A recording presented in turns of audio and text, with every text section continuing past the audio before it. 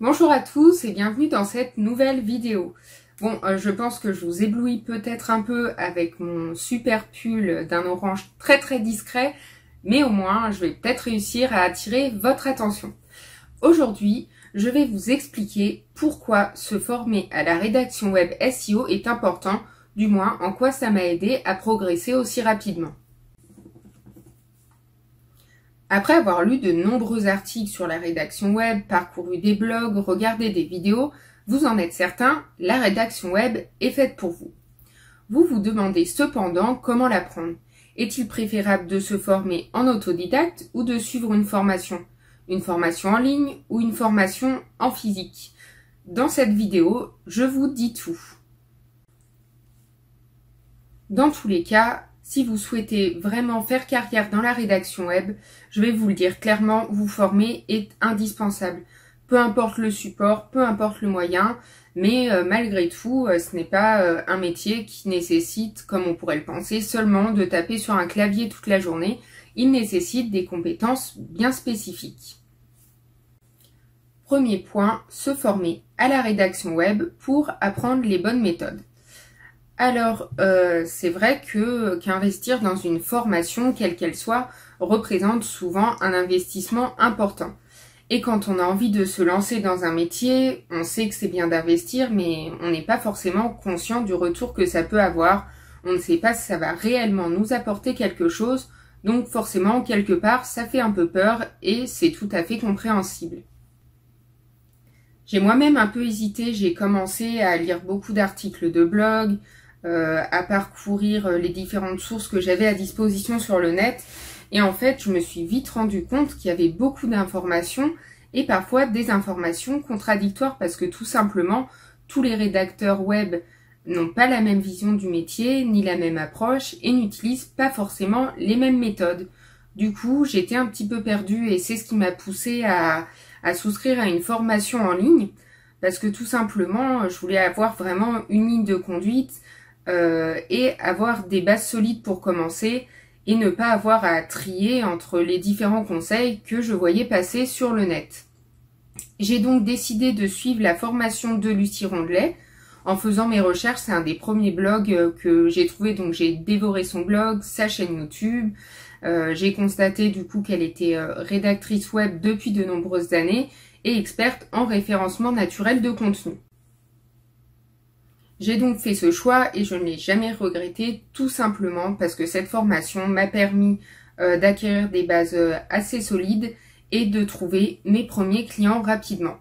En outre, j'ai aussi été séduite par le fait que Lucie propose de régler sa formation en plusieurs fois. Ce n'est pas le choix que j'ai fait parce que moi je préfère payer d'un coup, avoir mal une bonne fois pour toutes et après être tranquille. Mais j'ai trouvé ça intéressant pour les personnes qui avaient un petit budget. Parce que c'est vrai que quand on entame une reconversion professionnelle, on est soit salarié, soit on est au chômage. Et quand on est au chômage, on n'a pas forcément beaucoup d'argent à investir, du moins pas d'un coup, dans une formation en ligne qui représente tout de même un sacré coût. Le deuxième point qui m'a séduite est le fait d'avoir un accompagnement personnalisé.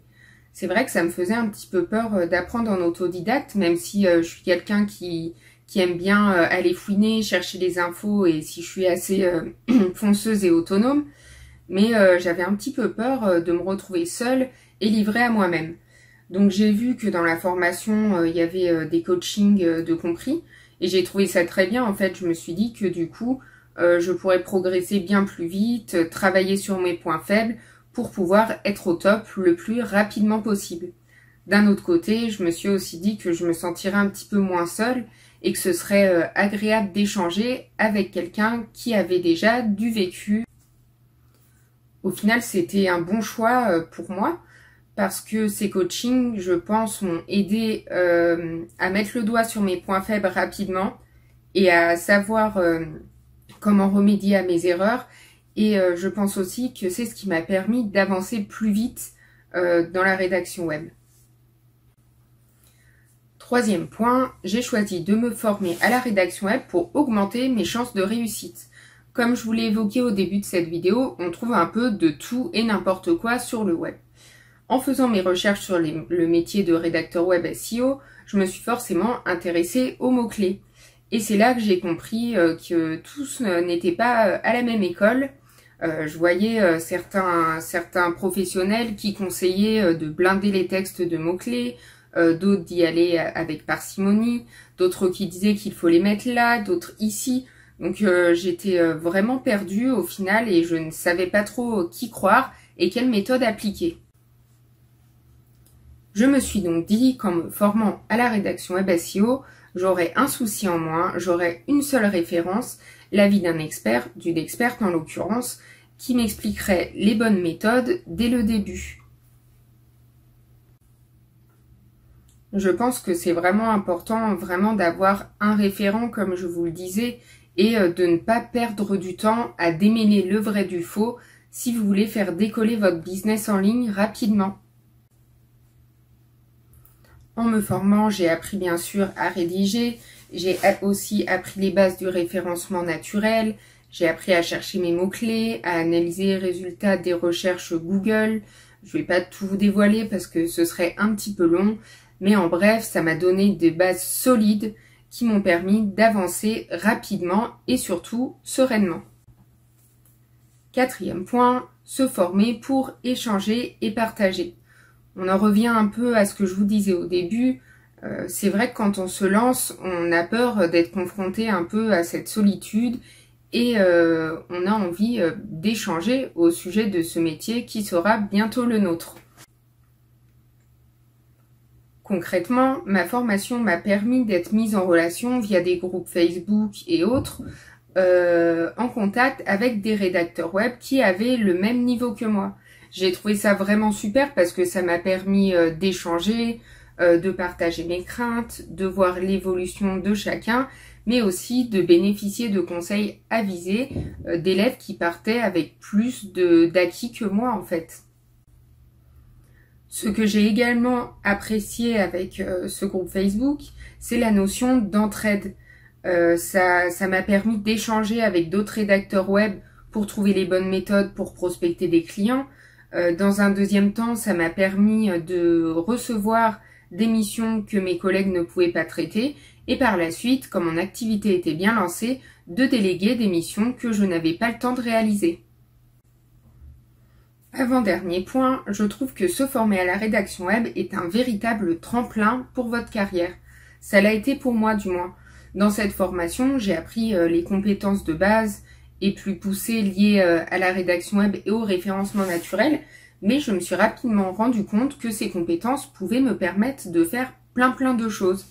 La preuve, grâce à cette formation et aussi en parallèle à des lectures que j'ai faites, j'ai pu lancer mon blog sans trop de difficultés. Après tout, le rédacteur web rédige souvent pour des blogueurs.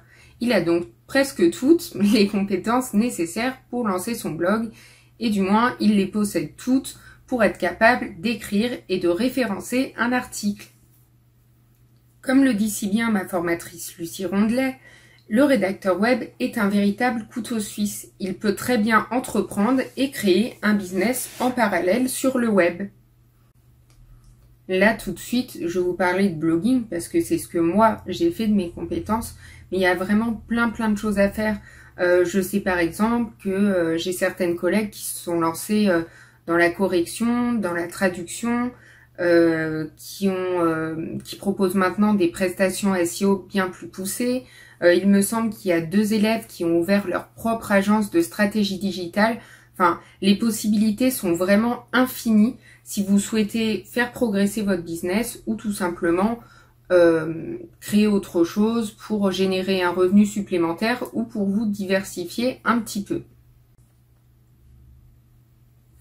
Le dernier point dont j'aimerais vous parler, c'est la rentabilité de suivre une formation en ligne.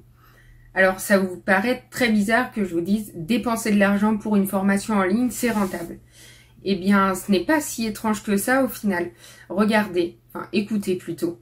La formation que j'ai suivie durait 6 mois. Au bout de 4 mois, j'avais déjà rentabilisé la formation grâce aux premiers clients que j'avais trouvés.